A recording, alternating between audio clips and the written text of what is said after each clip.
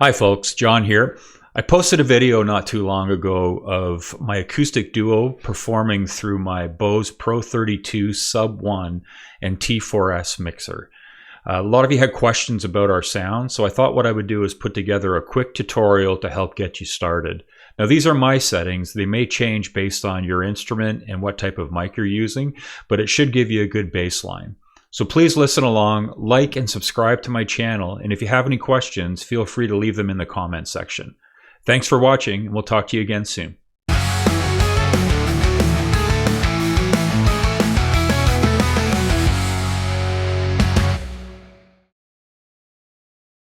Okay, so first things first, what you want to do is head on over to the global settings, and you're going to find preferences there. Now under preferences, you have an option here to select input level.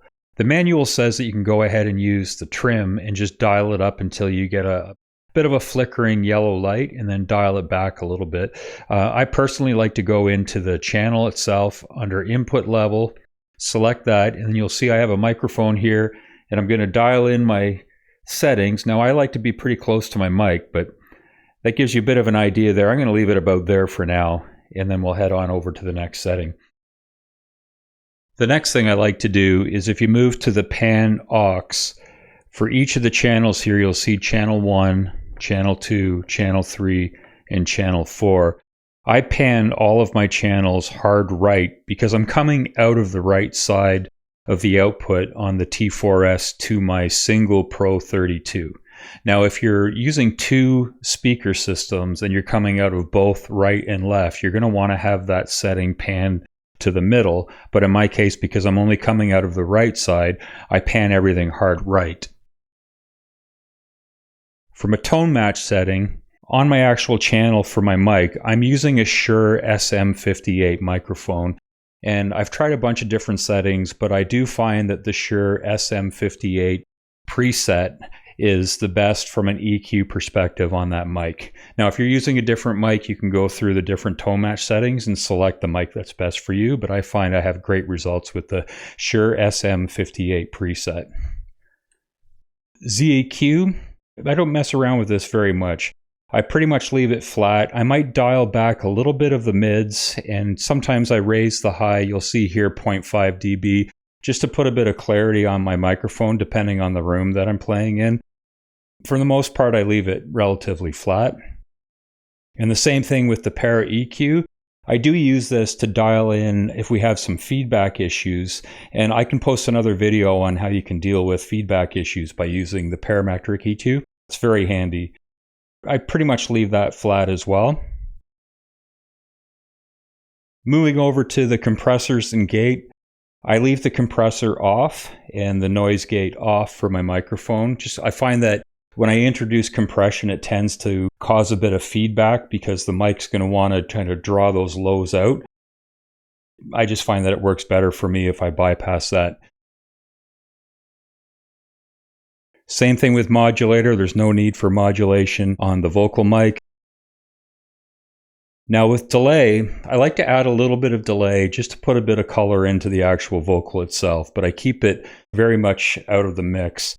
And you'll see here from the setting that I like is I have a digital delay set up with a time of about 290 milliseconds and only like a 3 or 4% in the mix with about a 40% feedback.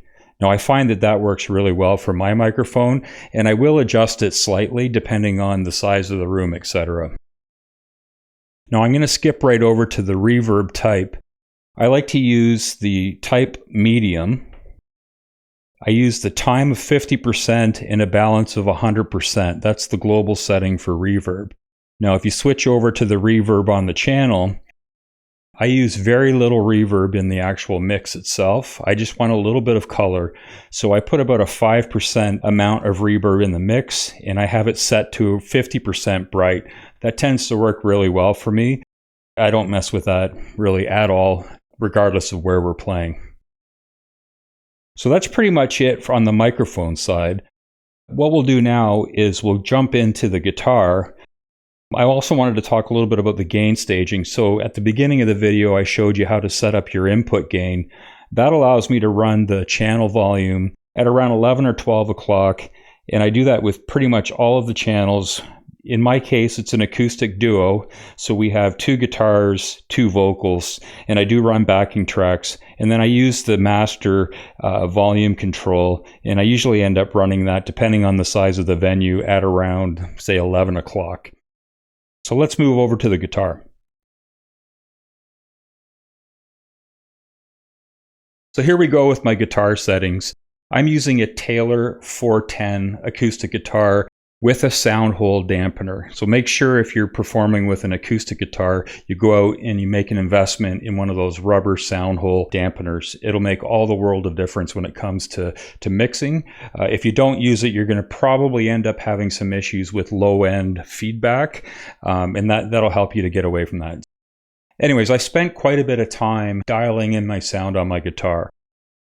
Where I found the sweet spot to be is under the Taylor guitar setting for the 410. I really liked the mahogany cedar preset. Now I tried a bunch of the different ones, but I ended up really landing on the mahogany cedar. Now with the ZAQ, what I've done here is I essentially keep it very flat, similar to my vocal channel. I might dial back the highs a little bit and dial back the mids a little bit, keep the low at around 0 dB. Otherwise, it's pretty much a flat sound. Now, I found this trick online. I'm a pretty heavy player on my acoustic, and I tend to get a lot of thumping from when I'm strumming. So what I did was I went in and I dialed back quite significantly that frequency that was causing the thumping sound in my guitar. So if you get into what's G1, you'll see here I have a width of about 0.5 of an octave. But I've dropped it down about minus 15 dB, and that helps to get rid of that kind of thump sound when you're picking. I do use a little bit of compression on the guitar, so I use the first compression setting. There are different compression settings that you can go: light, medium, and heavy. I select light. I usually have it at around minus 16 dB with a 0 dB gain.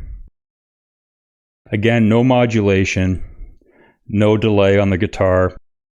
And I do put a little bit of reverb on the guitar because I have reverb on the vocal, and I like it to have the impression that it's being played in the same room. In this particular case, I have it at 14%. I'll probably dial that back to around 10% in the mix, and a bright setting of 20%. And I'm using the same reverb as I do with the vocals. So hopefully you found that video helpful. It should at least give you a baseline to get you started. If you liked the video, please like and subscribe to my channel, and happy mixing, and we'll see you again soon.